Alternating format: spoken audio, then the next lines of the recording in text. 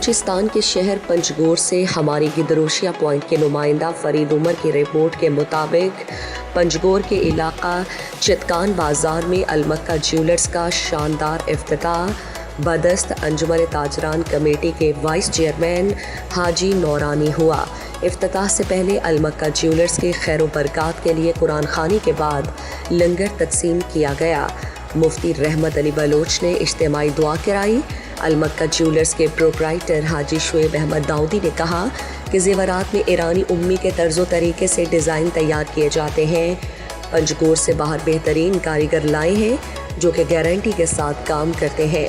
ख़वातीन के मिजाज और फरमाइश के मुताबिक सोने को तैयार किया जाता है। उन्होंने कहा कि 24 और 22 कैरेट के काम को अर्जेंट किया जाता है। बेहतरीन नक्शो निगार के साथ काम करते हैं।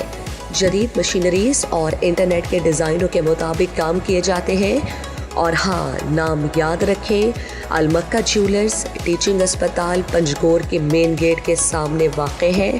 इस मौके पर अंजुमन ताजरान के सदर Haji Khalil Ahmed Dhani, chairman Haji Samiullah, Haji Nasir Baloch, doctor Abdul Ghafoor, Mufti Rahmat Ali Baloch, sir Adil, Shah medical के इंचार्ज शाकिर, मकरान लेबॉर्ट्री के इंचार्ज सुधीर बलोच, रफ़ीक बलोच, चचा उस्मान मौजूद थे।